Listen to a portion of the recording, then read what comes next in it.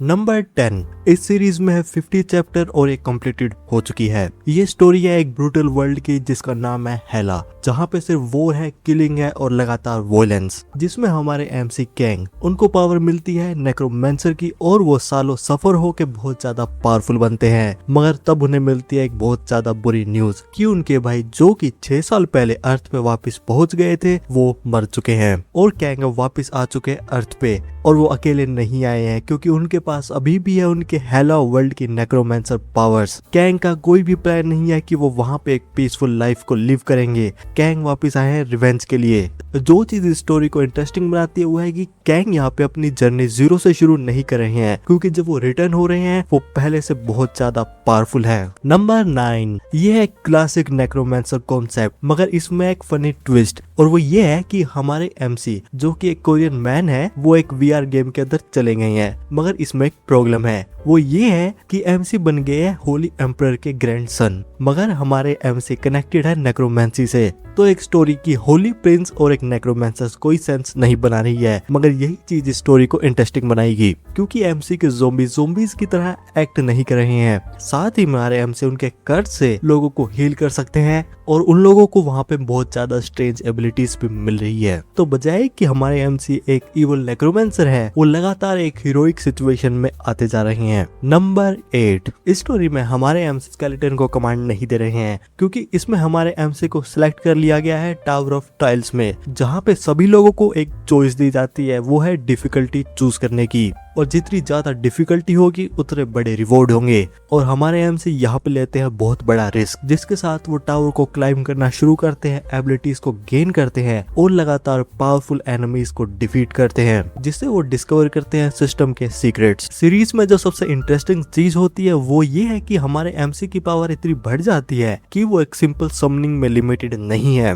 क्योंकि हमारे एमसी समन कर सकते हैं सोल्स को, स्पिरिट्स को, साथ ही में डिवाइन पावर्स को। तो अगर तुम्हें टावर्स, लेवलिंग और ओवर पावर एबिलिटी साथ ही में नेक्रोमेंसी पसंद है तो इसे चेकआउट करो। नंबर 7 अब बारी आती है थोड़े डार्कर फैंटेसी की, जिसमें हमारे एमसी जो कि एक नेक्रोमेंसर फैमिली के यंग आयर हैं, जो फैमिली एक टाइम पे बहुत ज्यादा पावरफुल थी, मगर हमारे एमसी को एक कंफर्टेबल पोजीशन नहीं दी जा रही है, क्योंकि एमसी घिरे हुए हैं एनिमी से, राइवल हाउसेस से, साथ ही में कुछ पॉलिटिकल स्ट्रगल से भी। और जैसे जैसे स्टोरी आगे बढ़ती है एमसी के लिए चीजें उतनी ज्यादा डार्क होती जाती हैं। तो इस स्टोरी में है नेक्रोमेंसी, फैमिली पॉलिटिक्स, रिवेंज और सक्सेशन। बजाय कि दूसरी मॉडर्न डंजन सेटिंग के, ये सीरीज फोकस कर रही है ट्रेडिशनल फैंटेसी वर्ल्ड में। तो अगर तुम्हें ऐसी स्टोरी पसंद है जिसमें एमसी एक पावरफुल फैमिली में जाके टॉप पे आने के लिए फाइट करता है तो ये जरूर चेकआउट करो। नंबर 6 ये स्टोरी थोड़ी पुरानी है लेकिन वन ऑफ द बेस्ट, क्योंकि इसमें हमारे एमसी कैंग वूजिन जो कि एक अनदर वर्ल्ड में 20 साल बिता के वापस आते हैं और वहाँ पे वो बहुत ज्यादा पावरफुल नेक्रोमेंसर बन जाते हैं। मगर जब वो अर्थ पे आते हैं, अर्थ वैसे नहीं है जैसा वो छोड़ के गए थे,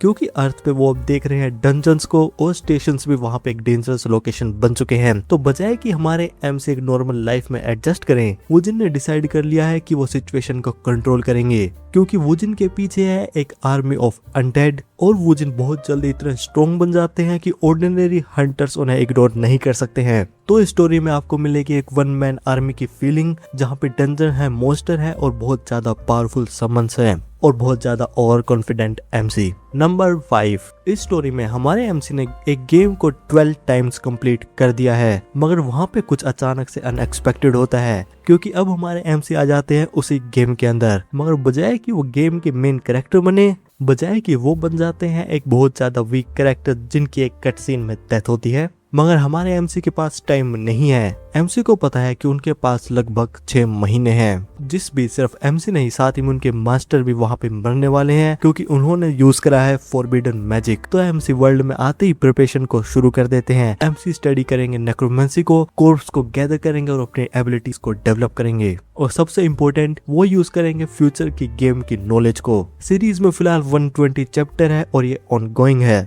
अगर तुम्हें ऐसा एमसी पसंद हो जो बहुत जल्दी ओवर पावर नहीं बन जाता, बजाय कि वो धीरे धीरे पावर को गेन करता है, तो ये सबसे बेस्ट चॉइस है। नंबर 4 स्टोरी फॉलो करती है साइमन को, जो कि बहुत ज्यादा टैलेंटेड नेक्रोमेंसर हैं, और साइमन को पता चलता है कि वो एक बहुत ज्यादा अमेजिंग एकेडमी में नेक्रोमेंसी को स्टडी कर सकते हैं, मगर ये एक नॉर्मल स्कूल तो बिल्कुल भी नहीं है। क्योंकि इस वर्ल्ड में नेक्रोमेंसर्स को इस तरह देखा जाता है कि वो पूरे एम्पायर्स को डिस्ट्रॉय कर सकते हैं और साइमन के पास वही एक्स्ट्राऑर्डिनरी पोटेंशियल है जिस वजह से साइमन को वहां पे अटेंशन भी मिल रही है। सीरीज फॉलो करती है academy life, necromancy, summoning, friendship, rivalries, battles, साथ ही में पावर प्रोग्रेशंस को, बजाय कि दूसरी सीरीज में जहां पे एमसीज डंजन में जाते हैं, इस सीरीज में एमसी के पास मैजिक को लर्न करने के लिए टाइम है। तो अगर तुम किसी ऐसी सीरीज को देखना चाहते हो जिसमें Harry Potter style academy life है मगर वहां पे डार्क नेक्रोमेंसी और एक्शन है तो इसे चेकआउट करो। नंबर 3, अब हम आते जा रहे हैं सीरियस अनडेड आर्मी टेरिटरी में, जहाँ पे हमारे एमसी लिन, जो कि एक ऐसे वर्ल्ड में है जहाँ पे रूल्स बहुत जल्दी चेंज होते हैं और लोगों को अलग अलग क्लासेस दी जाती है। लिन के पास है बहुत ज्यादा रेयर हिडन क्लास, वो है नेक्रोमेंसर। लिन की एबिलिटीज बिल्कुल भी ऑर्डिनरी नहीं है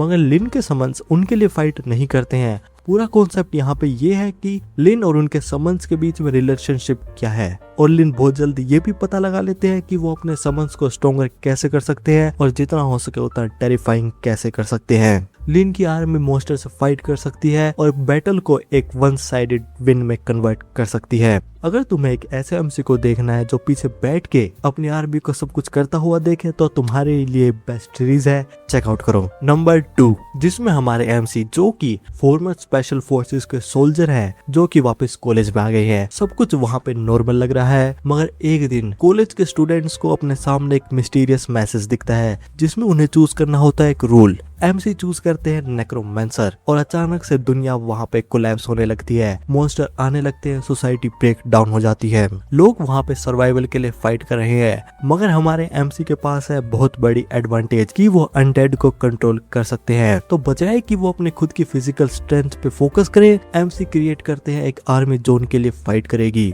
और क्योंकि एमसी एक एक्सपीरियंस सोल्जर हैं तो वो वहाँ पे स्ट्रेटेजी से पावर को इस्तेमाल भी कर सकते हैं। इस सीरीज के 200+ चैप्टर है और ये फिनिश्ड है तो इसे चेकआउट कर सकते हो। नंबर 1, जिसके बारे में सबने सुना है, सोलो लेवलिंग, जिसमें हमारे एमसी की शुरुआत एक नॉर्मल नेक्रोमेंसर से नहीं होती है क्योंकि यहाँ पे वो बनते हैं एक शैडो मोनार्च। सीरीज के स्टार्टिंग में हमारे एमसी को जाना जाता है सबसे वीकेस्ट हंटर के नाम से क्योंकि वो बहुत ज्यादा मुश्किल से सबसे इजी डंजन को भी डिफीट नहीं कर सकते हैं। मगर एक डेडली डंजन इंसिडेंट में सब कुछ चेंज हो जाता है क्योंकि वहां पे हमारे एमसी को दिया जाता है एक मिस्टीरियस सिस्टम जिसकी वजह से हमारे एमसी लेवल अप कर सकते हैं और बजाय कि बाकी हंटर्स के हमारे एमसी लगातार स्ट्रॉन्गर बन सकते हैं और धीरे धीरे उन्हें एक एबिलिटी मिलती है जिससे वो उनके डिफीटेड एनिमीज को अपने शैडो सोल्जर बना सकते हैं। और यहीं पे शुरू होती है उनकी नेक्रोमेंसर की जर्नी। और जैसे जैसे एमसी और ज्यादा पावरफुल मॉन्स्टर को हराते हैं वो मॉन्स्टर उनकी आर्मी को ज्वाइन कर लेता है और इसी तरह हमारे एमसी एक ऐसी आर्मी को कंट्रोल कर सकते हैं जो एंटायर वर्ल्ड के स्ट्रॉन्गेस्ट बीइंग से फाइट कर सकता है। सोलो लेवलिंग ने एक बेंचमार्क को सेट करा है क्योंकि ये स्टोरी सिर्फ स्ट्रॉन्ग बनने पे नहीं है, क्योंकि इसमें आप देखते हो कि किस तरह हमारे एमसी सबसे वीकेस्ट हंटर से एक आर्मी ऑफ शैडो के लीडर बनते हैं। Thanks for watching, subscribe. अगर इसके अलावा कोई और भी मानवा रिकमेंडेशन चाहिए तो कमेंट करो, वीडियो जरूर बनेगी।